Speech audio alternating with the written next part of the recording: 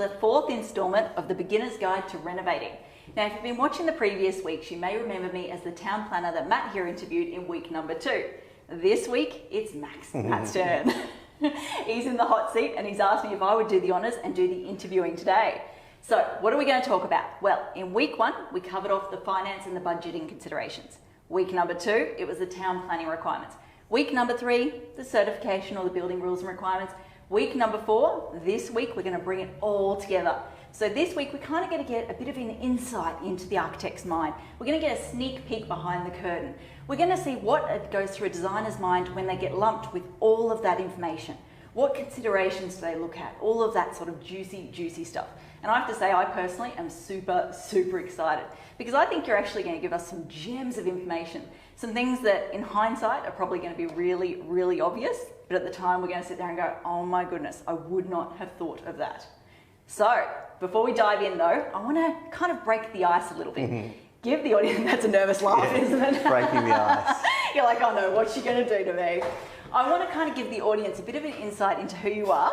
Yep. It's by asking a few questions, okay? You ready? Yep. I love the nervousness on your face right now. I'll be kind. So how did you become an architect? Were you one of those kids that sat there and played with Lego blocks and always dreamed of becoming an architect? Or is it something you sort of fell into an older sort of age or later in life? Tell me your story. Yeah, so look, I've always been really interested in art and design, but also really interested in science and how things work. They're two polar opposites. Hold on a sec. They are, but... I won't interrupt, I'll leave you keep talking. And then when I was probably 11 or 12, we had our family home renovated. Okay. And that was designed by an architect who was the mother of one of my sister's friends. Okay, yeah. And just seeing that process was like, wow, you know, that's both sides of me coming into play here. Yeah. So it sort of was in the back of my mind until about year 10. Did work experience with some architects and it was just a great experience. And from then it was like, that's what I'm doing with my life. The rest is history. Yeah. Nice. Okay, so I've got a bit of a curly one for you here. Roll with me. What's your favourite animal and why? I love monkeys. I love spider monkeys. Okay, I was not expecting that response. Why? They're just fun and I used to go to the zoo a lot when I was a kid, and they had a great spider monkey enclosure and they just race around and jump around and race up and down trees and it just looked like an awesome life. Love it. Okay, so the reason why I asked that question, there's a bit of a story behind it. I went on a date with a guy a couple of years ago and he asked me that question. Apparently, the traits that you like about your favourite animal are a reflection on yourself. So I'm very glad you didn't say like a lazy animal, like a sloth or something like that, because that'd be a bit awkward right now. Okay, so the final question I've got for you, give me 3 statements that give us an insight into your career. So it could be how long you've been an architect for, your favourite project, any awards you've won, the project you've enjoyed the most, I don't know, hit me with anything. 3 different statements. Okay. Really putting you on the spot here. So one is, I mentioned this earlier this week when we were talking, my first project that I did for myself, sort of as an after hours project when I was working in another company. This now, yep. Was a fantastic experience and getting to know the couple I did the job for, and we're friends to this day, and just the relationship that I've made with them. What else? I love it. I'm really putting you on the spot. Well, one thing I always find amazing is how long it takes to become an architect and how much experience is behind you that people don't necessarily hear about. Yeah. So if you want to tell us how long it took you to actually become a qualified architect? Look, it took a long time before I was registered. Yep. So I did all up 7 years of uni. 2 of those were part-time. I complained about 4 years at uni. Yeah, suddenly I shouldn't be complaining, hey? Yeah. The minimum time before you can become a registered architect is 2 years of experience. Okay. I waited 8. Just for something different, you know? Well, I wasn't in a rush. Yeah. Probably made it harder for myself because there was more experience to be examined on. Yep. Actually, the examination process is pretty intense. I was going to say, from what I've heard, it's intense. Yeah, probably. I couldn't do it. So it's 3 stages. The last stage is basically it's an oral interview with 2 registered architects, and they drill down to see how much you know, and in essence, it's to make sure that you know enough to get help when you need it. You've got the support network there and the skills to be able to... that you've got a good head on your shoulders, and you might think you know the answer, but you'd always check with someone who's got more experience if it's something you haven't done before. So a bucket load of uni, extra time actually working out in the field, and then you can start going for the exams to be able to call yourself an architect at the end of the day. A lot of work. yeah, it is a lot. So the third statement, I'll throw one at you. The other day when we were talking, I asked you what made you, because you used to work in the biggest sort of firms, and you've now moved into more of a residential sort of market.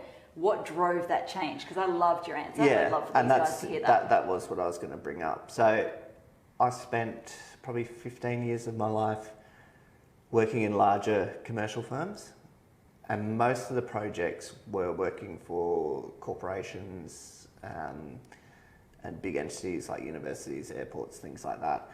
And I just lost a bit of passion doing work that was essentially to make other people money. So what I get to do now, doing mostly residential work, is to work with individuals on basically realising a dream that they've had for a long time. So relationships are really important to me in what I do. Those relationships with clients, and the reward of seeing them enjoying a house when they move into it, and that's just a great feeling. And what you said the other day that really, really stuck with me is you love the challenge of a tight budget. You love those projects where you've got a small amount of money to work with and you've got to try and come up with something brilliant, which I thought, oh, that's so good. Yeah, it's kind of, I think anyone could design a really good house of $10 million. Yeah. When you've got $500,000. Different ballgame. You need to be a lot more creative, and every decision matters. Yeah. It's definitely much more of a challenge, but much more rewarding at the end of the day. And it makes it accessible to more people. Yeah. It's not just millionaires that can use architects, it's anyone. Beautiful. Okay, so now that we've set the scene, let's hit the ground. Let's talk about, as I said, we bring all this information together, it lands on your desk. What goes through your mind? Where do you start? Yeah, well, take the floor. Look, I think the first place to start in explaining it is design's not a linear process. It's kind of spiraling towards an optimal answer. And an analogy that I like is it's like painting, where you might be doing a landscape, and most people when they paint will start off by blocking in the big shapes. Yeah. Like, if it's a seascape, they'll block in the sky and the sea and a headland. And then over time, they gradually add detail and push things around to make sure the proportions are right, and that it's looking like it actually is, and adding more and more detail and massaging things until you get to the final product. Very few people when they paint start in the top left-hand corner with minute detail and go across like a so you start with the big picture and then you work down to the details. You don't start with the fine details. Yeah, so it's exactly what we do. Is we start with we call it a broad brush approach in the industry, and that's exactly what it is. You're starting with the big ideas, the big shapes, the big things that you know. Yeah. And as you go through the different stages of design, you start then zooming in on bits. Refining them, okay, yep. And doing that, and then zooming and zooming and zooming until you're basically working out the teeny tiny details. How a windowsill might meet a wall cladding or something like that. Yep. Yeah. So that's design, or architectural design. So we're done for today. We're finished. That's all you need to know, guys. Out we go. So then it's what's the detail you need to consider, and also how do you keep it consistent. You can't just look at every single thing on its own. In isolation, true. Yeah, and this will be hopefully my one negative thing that I say. I call that the block approach. Okay. It's like, I don't like. What do you mean you don't like the block? I don't like the block. I've never It come does my across head an in. industry professional who didn't like the block. Seriously. But you know, it's the few times I've watched it, I've got the sense that every room is considered on its own. Yes. And Independent challenges. the property itself isn't considered as a whole, which is what good architects and good designers will make decisions that bring everything into a whole and everything hangs together. Yep. It all flows, it all works together. Yep, makes sense. So the first thing on every project, there is always going to be a site, a property. There is always going to be a client with their brief, and there is always going to be a budget. Yes. Now, the one thing that you can change the least is the site that it's going to be built on. True. So that's where we always start. Makes We sense. start with what we call a site analysis, where we look at things like sunlight, breezes, the topography, so the slope of the land, and views and noise and smell and all these things. So let's just take a step back there and let's dive into a couple of those points just to really bring them home. Sunlight, what do you mean by sunlight? Talk me through that. Yeah, so that's one of the first things we'll look at is the path of the sun across the site during the day and during the year. So we'll show where the sun rises in summer and it sets in summer, and where it rises and sets in winter. And there will be... Just to state the obvious, it doesn't follow the exact same path every single day of the year. Yeah, so there will be a 40-degree difference. So 20 degrees either side of west between where the sun sets in winter, where it will set more to the east, to where it sets in summer. So we can use that to say, okay, well, we can let in winter afternoon sun, but we can block out summer afternoon sun. And there's also a difference in the height of the sun between summer and winter. So yeah, that's why eaves are so common in Queensland, is because the length of your eave can basically, you can ensure that you've shaded a wall in summer, but the sun's still going to come in winter. So yeah, and that is really thinking about, there's good sunlight and there's bad sunlight.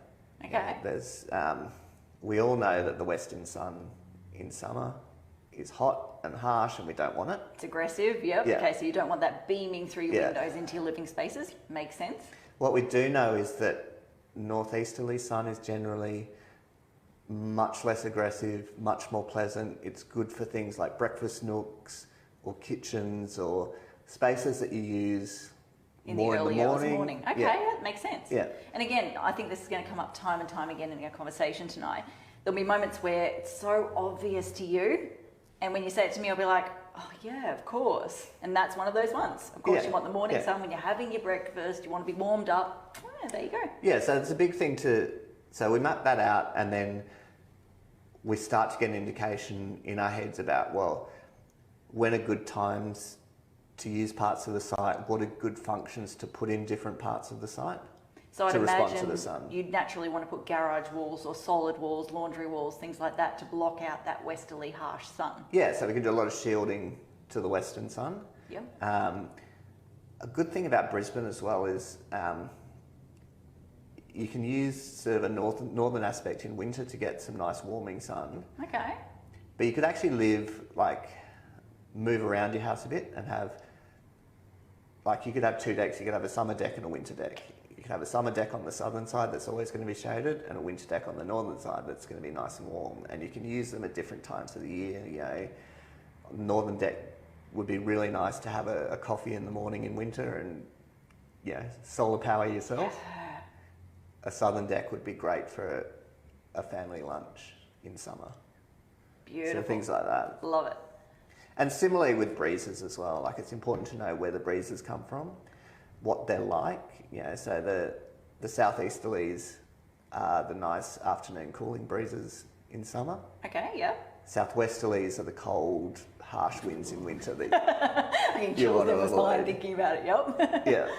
Yeah. And then, there's also things like, by putting a big building in the way of the breezes, you're going to start creating areas of positive and negative pressure, which is going to draw breezes around different areas as well. So just, needing to know the basics of wind movements Yeah, for your wind movement, properties. yeah. Okay, and I'm assuming it varies, not necessarily from suburb to suburb, but maybe Brisbane compared to Toowoomba or something like that. You get different ways the wind acts on a site. Yeah, definitely. And also things like geography will come into play, like, you know, Mount Cootha and the ranges there, either side of that will be different. So you can't take a cookie cutter approach and go, just because I built a house in this location, it's going to have exactly the same situation in terms of wind. Yeah, you need to look at the wider context as well. And yep. yeah, that's what we call the microclimate. So we have a climate, which we look at the Brisbane climate and get that information from the Bureau of Meteorology. They have historical averages of temperature, rainfall, wind direction, things like that. But then looking at the microclimate, which might say, well, we've got a mountain there that's going to block that breeze, or we're down in a dip, so in winter the cold's going to settle in that. It's going to be colder here than it will be a little bit further up the hill, those kind of things. So the end goal, I'm guessing, is you want to make sure that if you're opening up your windows, you're not getting those cold breezes coming through, you're getting the right breezes in the right locations. Makes sense. At the right time as well. Cool. Yeah. Awesome. Yeah. Topography is always going to come into play. Okay, so I want you to break this down and state the obvious. Yeah. Why is topography a consideration? Well, for an extreme example, if you're in Red Hill, Paddington, Barden, and you're on a steep site that's got 15 metres of fall from front to back, yep, you're going to build a very different house to a flat block somewhere else. Yep. You're either building up on poles or terracing down the slope or using split levels instead of a more typical construction on a flat site. And so cost the slope comes of the into site play. obviously influences the shape of the house that you're creating. And if you're pumping money into the slab or into the footings and all that sort of stuff, that's money you can't spend elsewhere potentially. Yeah, like you could spend 200 grand levelling a site in yeah, sure, I got a spare 200 in Barden, and that's 200 grand you don't have to. But you're not actually going to physically see the value for. There's the value in the build, but you're not going to see it. Yeah. There you go. Okay. Yeah, and you're going to struggle to get town planning approval to do that. Bloody town planners. Yeah. Okay, cool. Got that. Probably views are the other things to look at. Everyone wants the view. And we're not just talking about city views. It's looking at the site and saying, if I'm going to be looking out a window, what am I going to want to look at here? And you can either use the views that are already there. So, you might have a nice distant view of hills or something, or you could just have a magnificent old tree in your garden that you might want to say, I want to just look out at that when I'm in the kitchen. Or you can make your own views. You can say, okay, well, I'm going to put... Are you saying get out there with the chain lopper, the tree lopper? Well, no, just say, okay, well, I'm going to design a really magnificent outdoor area that is that's my view. It's sort of... create an internal view rather than an external necessarily. Yeah, you could make a courtyard, you could make a nice outdoor room, you could, put up a structure in the backyard that you want to look at. There's always things that you can do for views. It makes so much sense. So instead of looking, let's say, to your neighbour's bathroom or your neighbour's laundry area, you capture whatever views you can take advantage of, or you create your own views. Perfect sense. Yep. And the thing to remember, if you do have decent views out of your property, your views are always going to trump sunlight and breezes. Yes.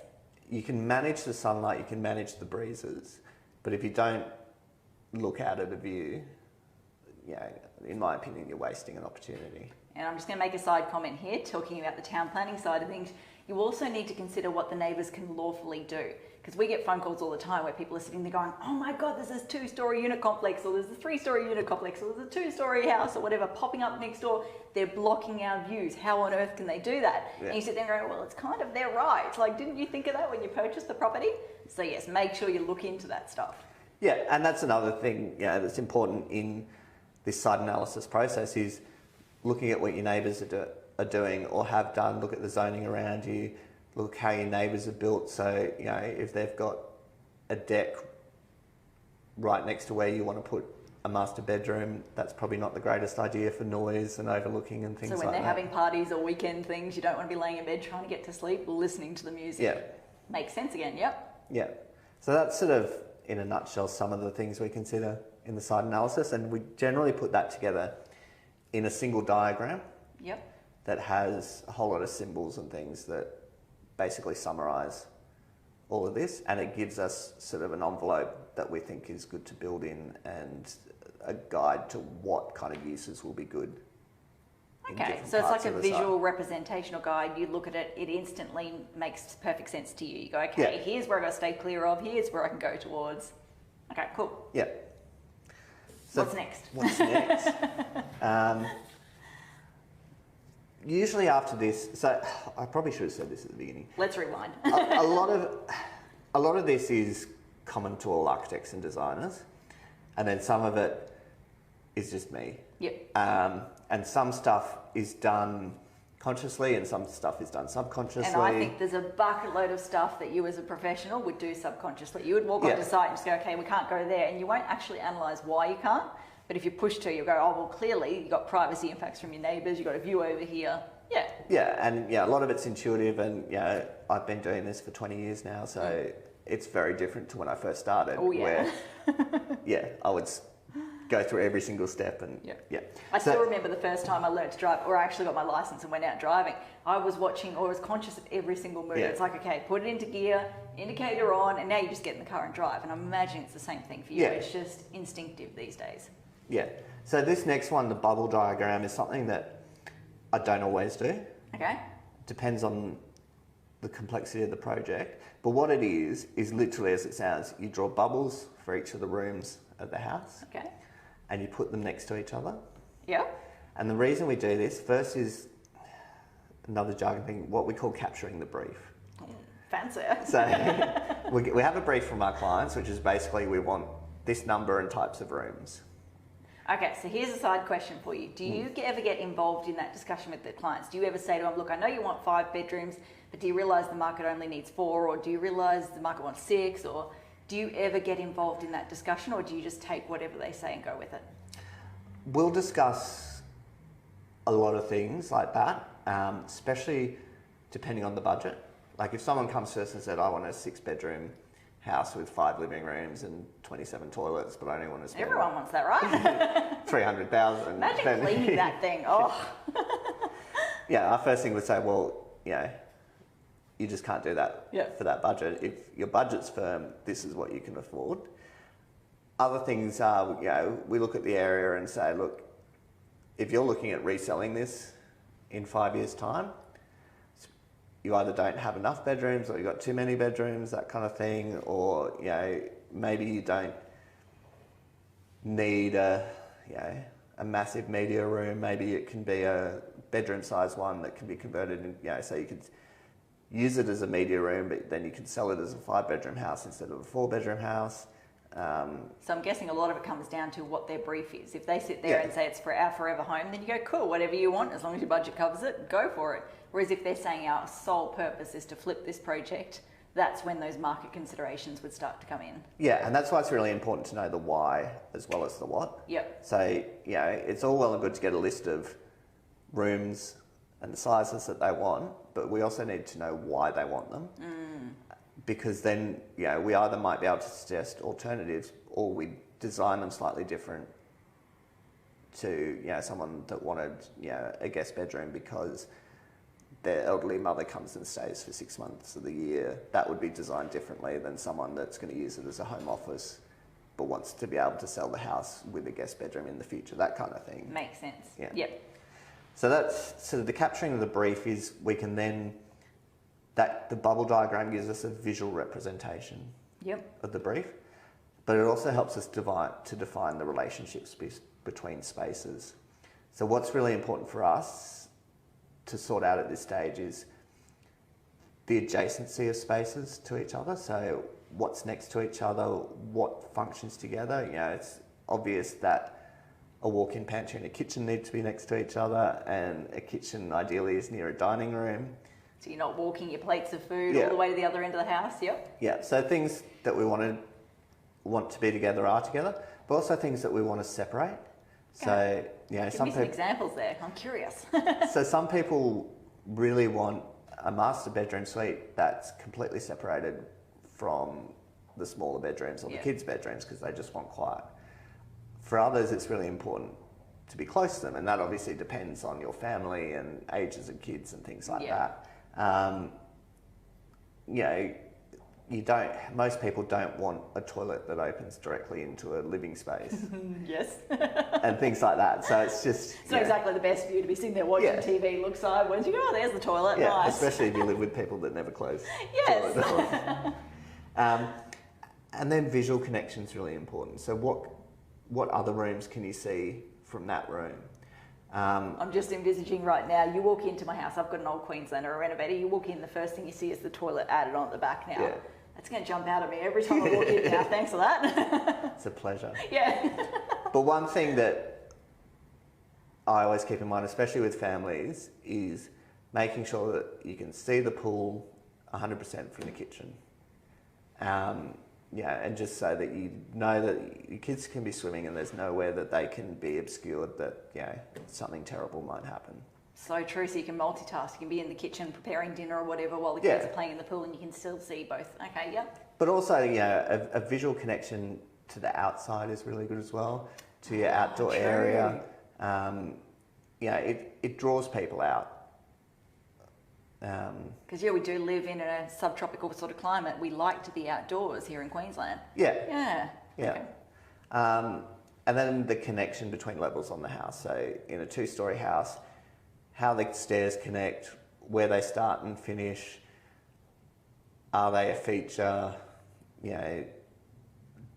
that kind of thing. So when you mean start and finish, what are you thinking there? Well, if you need to go upstairs, do you start going upstairs near the front door or do you start going upstairs near the back of the house?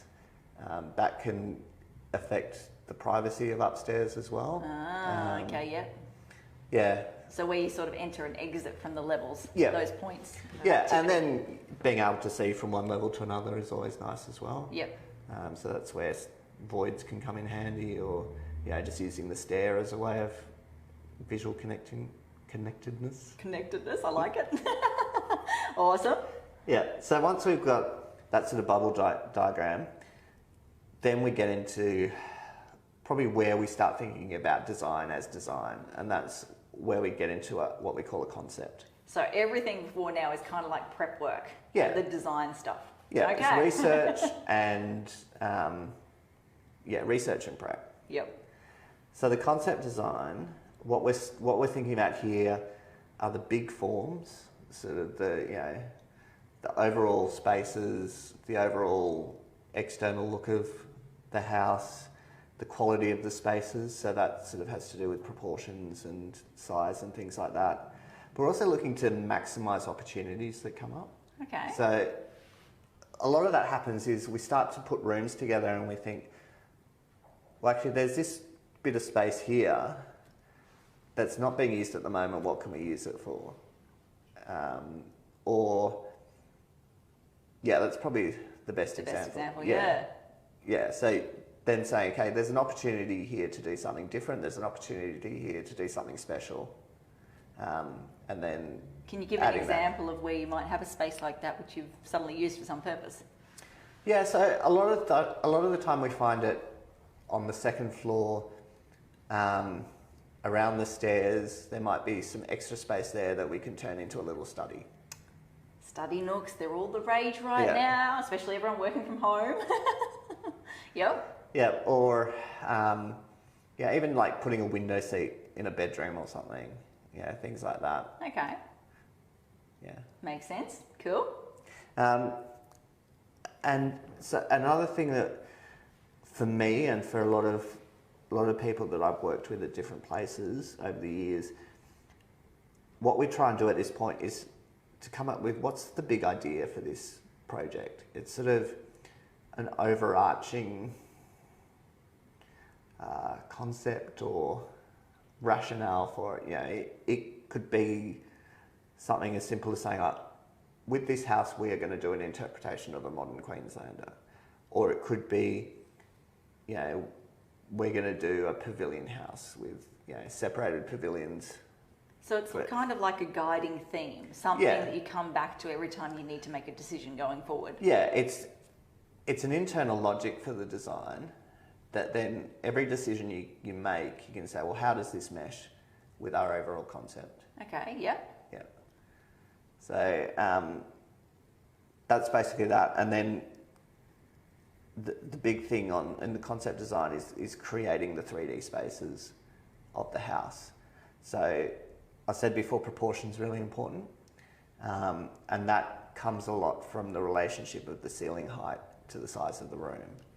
Okay. So a bigger room with a lower ceiling is going to feel like it has a lower ceiling than a smaller room with the same height. Makes sense, actually. Now that I'm visualising it in my mind, you're right. Yeah. And I think we as humans, we respond to this really viscerally. Like we're aware of it, but we don't know we're aware of it. Yeah, subconsciously. Yeah. You're absorbing it, thinking, something's not quite right, but I can't vocalise it. Yeah. And you can really mess with people's heads with design. And there have been some great architects who have deliberately done that in projects. I was just going to say, is there anyone that's actually done that? So Daniel Libeskind, who's a Jewish German-American, Jewish-German architect, in the late 90s did a sort of Holocaust memorial in Berlin, which is deliberately designed to make people feel uncomfortable. And it's just, messes with people's heads. Can you explain one way it does it, or what he's done to create that? A lot to do with the proportions, a lot to do with really harsh angles and things like that. Also, how you navigate the museum. It's sort of really circular and a really obscure path. You don't know where you are at any time. It just highlights the power good and bad architecture can have on your emotions and your feeling. Yeah. So proportion is really important. And one good way of using that is what we call in the industry compression and expansion.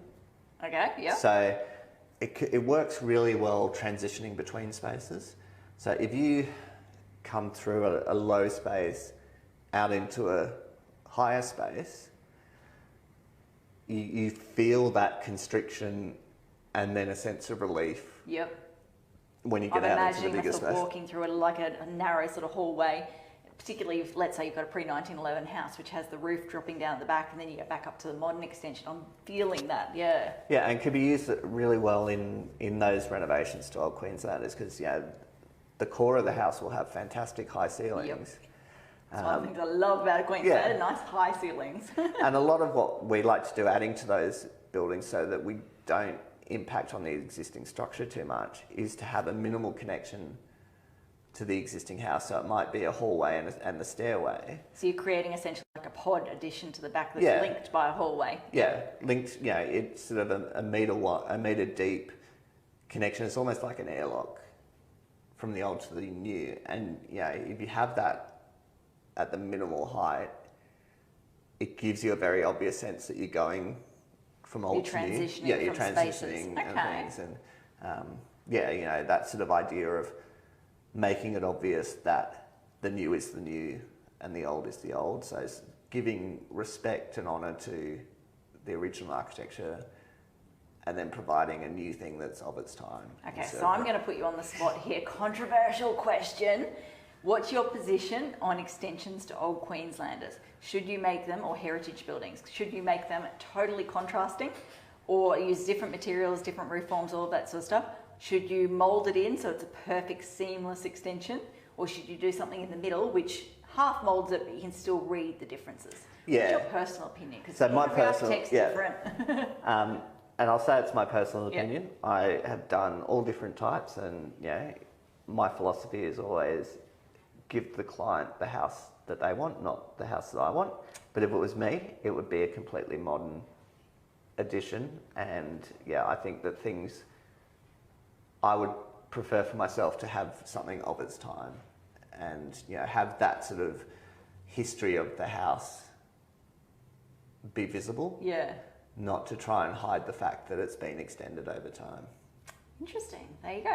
You can go back to what you're saying now. I've done my little side tangent.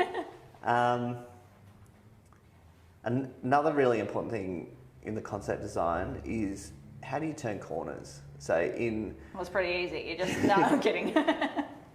So as you've got one wall and another wall, how do you turn that corner visually and with materials and things like that, and try to make, that's part of making the design work and seem as a whole, not just having like, oh, I'm going to have this style here and this style here, or it's taking a holistic approach and making sure that you do get that three-dimensional aspect of the building. So are you saying as you're walking through a building, you want someone to just flow through it, to feel comfortable as they're walking through the space, rather than to feel jolted as they're trying to walk around? Is that where you're going? Or? No, it's probably more like, if we look at it externally, if you've got your front wall of your house, and that might be old exposed timber frame with VJs inside. Oh, beautiful.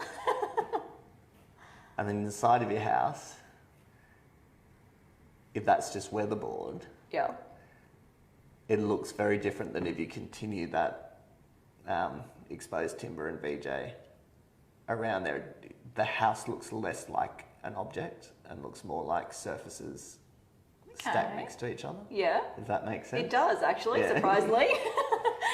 Usually when that stuff comes out, I'm like, no, I'm not with you, but I actually get what you're talking about there, Yeah, so just trying to make objects, make spaces that feel three-dimensional and, I don't know, just feel right. It feels like a proper house as opposed to individual walls stuck together.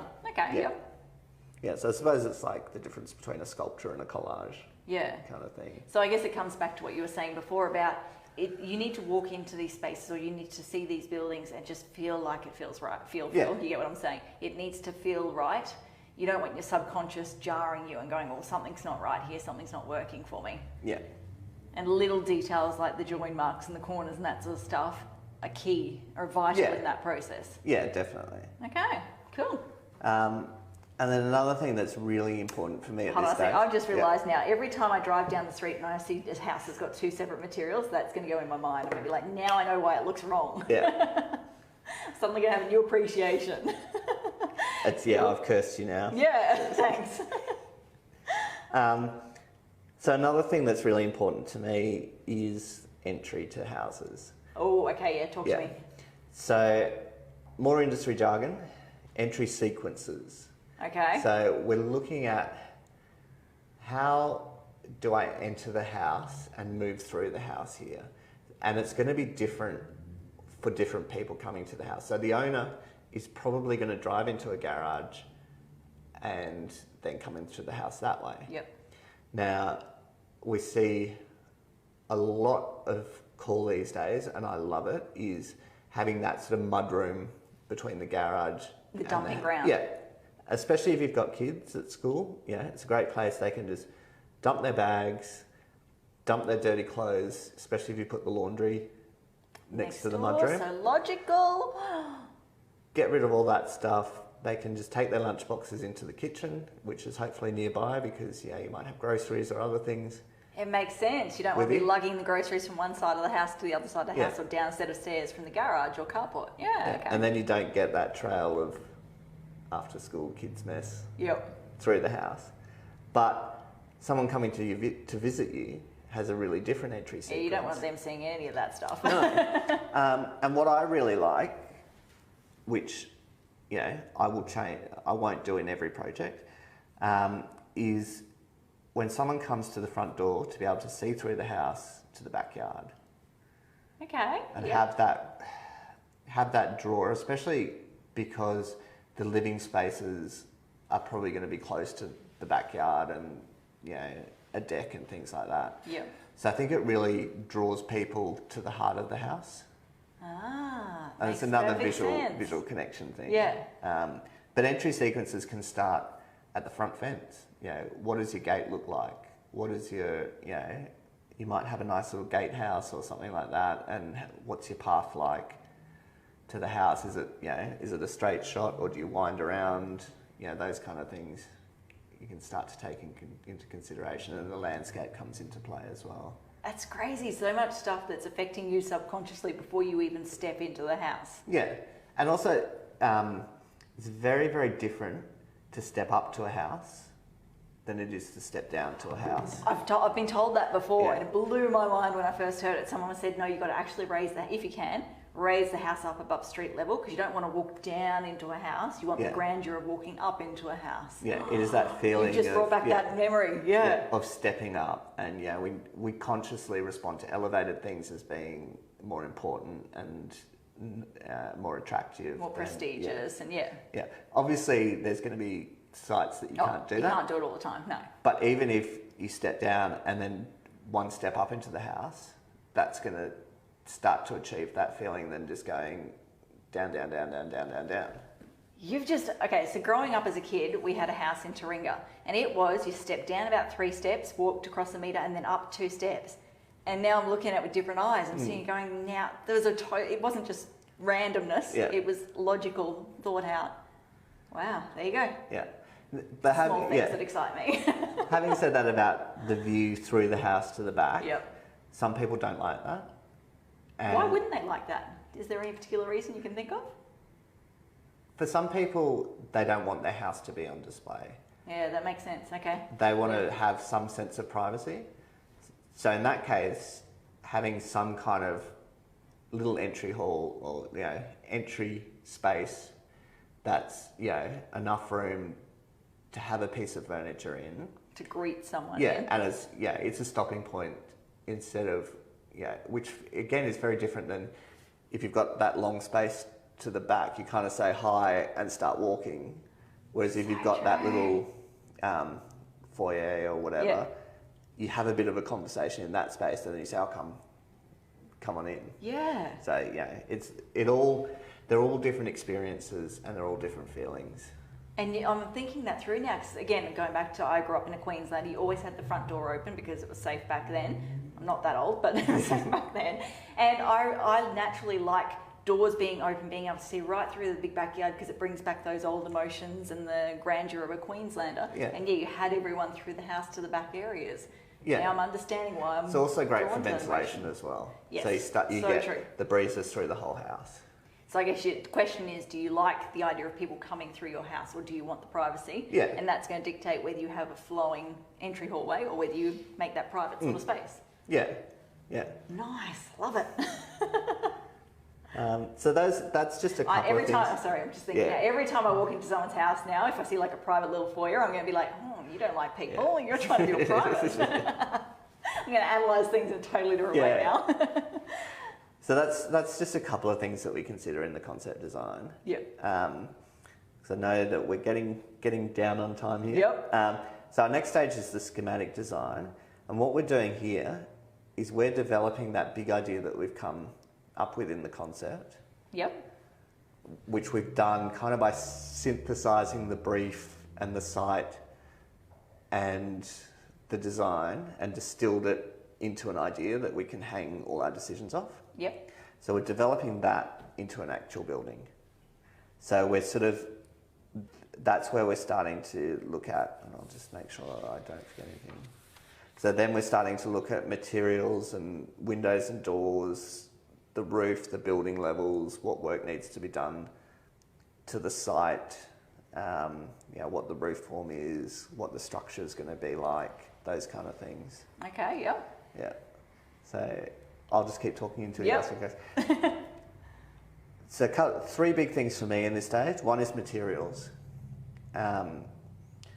Materials are great for defining spaces and zones. Yeah. Whether it's a flooring material or a ceiling material or something on a wall, you can use it as a way of saying this is different to this. And so visually separating the spaces. Okay, yep. And we see it obviously in bathrooms where they're generally tiled and they feel like very different spaces to a living room. So true, yep. Yeah, but you could use, you could do a recessed bit of a ceiling in a dining room that had a special material in it, and the table sits under it, and that would really well define a dining space, even if it was in an open plan living area. Yep, makes sense. Yeah. Material sizes are really important. So it's easy to say, look, I want this vertical cladding all the way along this wall, but forget that that cladding only comes in 3 metre lengths and our wall is 4 metres high. So we're going to have to put a joint somewhere. And if we don't design where that joint's going to be, it's going to look ugly. Yeah, it's going to look like a mistake. Yeah. And also the connections and joins between materials. Yeah, there's a lot of thinking that we put into how two materials meet. Okay. That's just not obvious to a lot of people. So can you give us an example there? Yeah, so it's even down to how you put a flashing on a roof. So the flashing is the bit of metal that keeps the water from going inside, or it might be how a bit of wall lining meets a timber jam of timber sill of a window. Okay. Yeah, there's many ways of covering up that join. If you think about it in advance.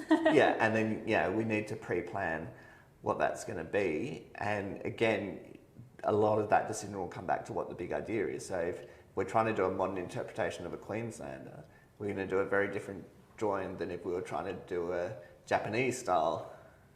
Okay, yes. So again, you come back to that guiding theme. Every time you've got to make a decision, does it work in? Okay, yeah. Yeah, or just, is it going to be a modern or a traditional style? Yep. Those joints will be very, very different. Makes sense, yeah. Yeah. And then it's important, again, to take that around corners. So a join, as it goes around a corner, is really important. Probably the biggest example for me with this is something that drives me absolutely mental, is when you see a house and it's got stone veneer on a wall. Yeah. And it's just on that wall. Oh, and it doesn't go around the corner and make it look like a solid piece of stone. You can see it's just stuck on. Tacky. Yeah. It's horrible. Yeah. So, and those materials are great and they're really good economic materials, but you need to use them in the right way. So when you say using the right way, how would you use it in that sort of scenario? So either take that wall a bit further so that you could wrap it around the corner and make it look solid, or have it contained by other elements that come out from it. So you're not seeing the open edge. Yeah. Makes sense. Okay, yep. Yeah. So obvious. People, come on. Don't go cheap and tacky. Yeah. Maintenance is really important in the materials that we select, especially in Queensland. I've seen so many beautiful homes that you just look like they've aged so poorly. Yeah. Yeah. And, timber, we all love our timber, we all love our stained timber, but if you're not willing to stain it at least every 6 months for the first few years, do not use it. So true. Yeah. Yeah. And 6 months is surprisingly frequent. Yeah. That's a lot of maintenance. Yeah. And then cost and colours and styles are important with materials. Yeah. So, we have a rough idea of what materials cost. It's probably more a relative idea that we know this costs more than this. Yeah. Well, this is going to cost double that as a general guide. Yeah. So depending on your budget, that will inform the type of materials that we select to start with. And the style will come from, us getting to know you through the design process. The roof form is something that really intrigues me. Okay. Tell me more. Where do I start on this? Yeah. So with a roof, you've either got a choice to express the roof, so show the shape of the roof, or to hide the roof. To highlight it or to hide it. Okay, yeah. I really love both. But You decide, buddy, you can't. No, I'm kidding. But I love, if you're going to do a roof,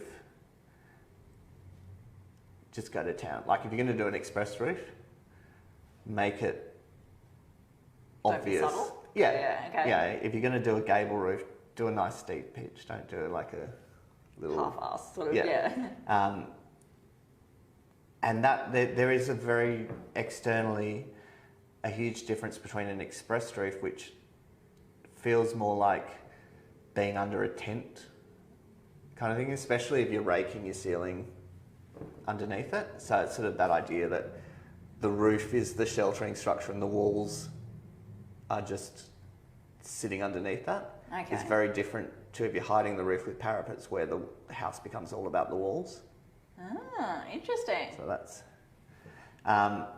but also things like the gutters and the downpipes. Yeah. Like, you've got to plan where the downpipes are going, because they can just It'd be the same as the material joints. If you don't realise what size materials come in, you end up with ugly joint marks. Gutters, if they end up at the wrong position, they're going to ruin everything. Yeah, and how they come down a wall, but they also then need, like, if the wall steps in, it's got to step back and things like that. So just thinking it through, designing it, it's got to be intentional and it's got to be designed. Yeah. And the last thing on those kind of things is windows and doors at this stage. So that's the location, the size and the style of windows. Yeah. But also what you can see outside from the window. So going back to the idea of framing views or defining views, or do you need to provide privacy screens on them, those kind of things. Yeah. And also thinking about how those openings line up, both vertically and horizontally. So if it's a really visible side of the house, there's got to be some kind of rhythm and proportion and things like that to those, because otherwise they just look like they've been slapped on like stickers. They look like afterthoughts. Yeah. Yeah. And the final stage we go through is detail design. And that's where we're trying to get all these bigger ideas to mesh together. And that's where we're looking at edges and faces and volumes and how they intersect and connect and join, and making sure that that's consistent with the big idea. Okay, yeah. That we've had through there. So we're getting into the very fine detail of the building. We start to look at even like kitchen handles and toilet roll holders for level of detail, or exact tile patterns, that kind of thing. Like, I think probably what people don't realise with architects is we do literally design everything. Yeah. In the if house. You're talking toilet roll holders, that sort of stuff. Yeah. But even setting out a tile layout, and making sure that the grout lines make sense, or you're not going to have this tiny little thin bit that has to be filled in, or things like tile patterns. There's stacks of ways that you can do them. So making sure that pattern suits the rest of the house. Man, I'm really starting to get an appreciation of, because obviously we're only chatting for an hour here today. You're only giving us a sneak peek of what actually goes through your mind. And I'm sitting here just going, wow, there is so much that you work through to make a building feel good. Just average people, we walk through and just go, feel like, not to comment on it, I guess. Yeah. That's probably it. We never sit here and say this feels like a beautiful building. We just don't comment on it, and that's probably a good sign. Yeah, it's definitely one of those things that if you don't notice it, we've probably done the right job. Yeah. And the simpler a design looks, the harder you have to work to get it like that. Because basically you've got to make sure that all the 10, say, different materials that have gone into making that component have disappeared, and you just see one thing. Man, okay. Yeah. So a really minimalist house is a lot harder to design than a really ornamented traditional house. Yeah. Because basically all that ornament's there is to cover up joins.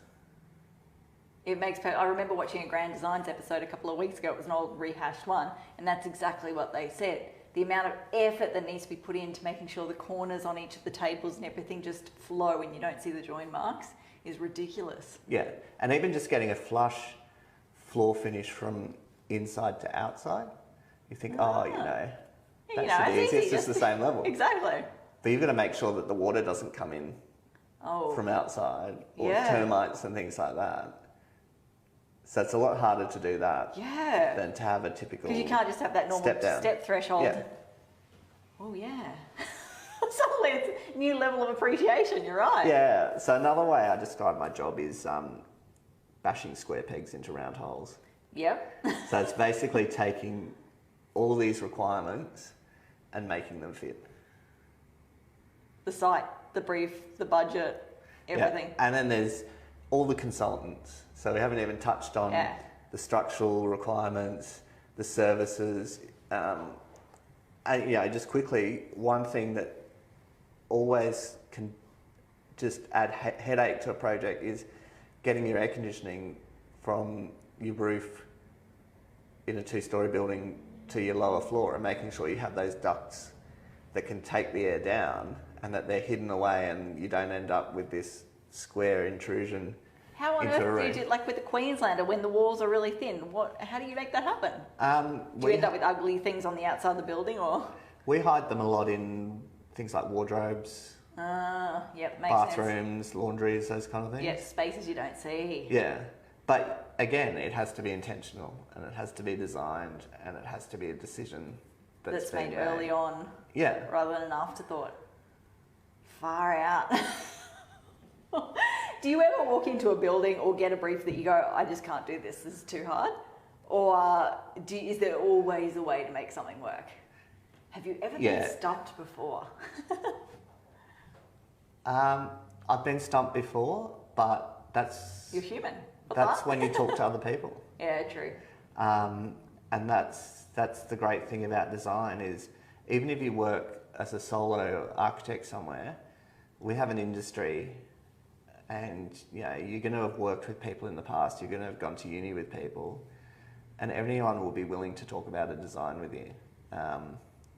And luckily where we are, we have an office culture where we just talk about things. You say, hey, I'm having a problem with this, what are your thoughts?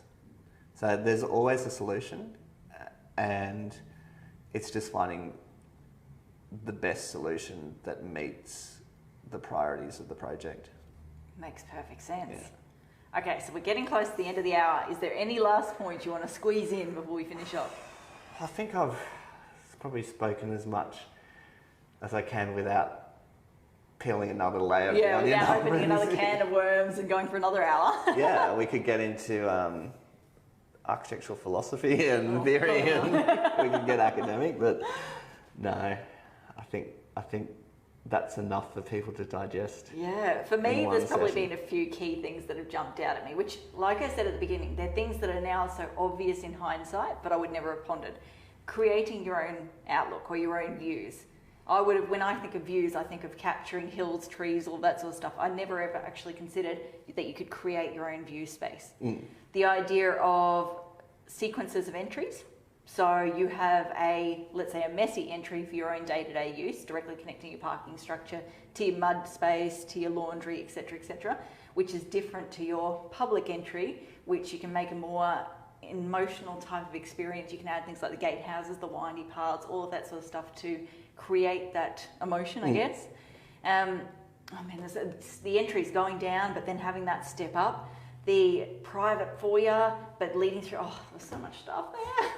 And like you said, the stone. Every time I look at a material ending, I'm going to look at it and be like, guys, come on, you could have just wrapped it around the corner. I'm going to blame you. Every time I go past a house now and go, what's wrong with that? I'm going to go, that's it. Matt, hold on a sec. Okay, so any final words? Here's your last chance. Anything you want to say? Look, I don't talk about myself a lot, and I'm quite a quiet and modest guy. But that's why I'm loving this conversation today. You and I get this amazing one-on-one time. Yeah, but architects are really talented people. Yeah. And we add so much value to projects. And what I'm getting is value that we lay people don't necessarily see and appreciate, because as you said, if you've done your job right, it just feels normal. It just feels good. It feels good, yeah. Yeah, but we have a really great role to play in projects, and I think we're more necessary on lower budget projects than we are on big budget projects, because the problems are harder to solve. You can't just throw money at them. Yeah.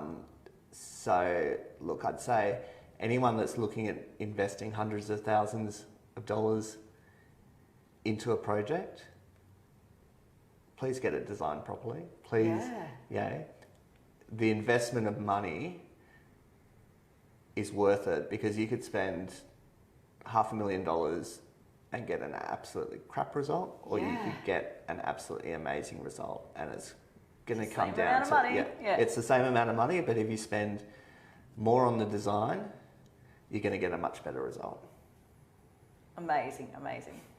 Okay, so I think we're going to finish it there. Yep. Do you want to quickly cover off what's happening next week? Because it was going to be a 4-part series. Yeah, but I believe we're coming back for a bonus round. Yeah, we're coming back for another round. Kieran, the builder that we've been talking to, and Renee, who in the first week was talking about financing, they're both going to be talking about what we call procurement, I think probably is... More deep dive into... Yeah, how you finance your build and how you engage a builder, what to look for. The things that everyone should know before they start going down that build process. How to assess quotes that you get. You know, don't just look at the dollar figure, look at the work that they've done, get to know them. You know, you're going to be working with them for 6 to 12 months, so the relationship you have with them is going to be the most important thing. You don't want to be fighting that whole time. From day one, and then how to work well with a builder, because I have sympathy for builders. I couldn't do it. My job, I get in and out within a couple of months at most. Yeah, builders 12 months. Oh, that's a hard one. So that's next week. Awesome. Well, hopefully you guys will join us then. Thank you. Thanks, guys.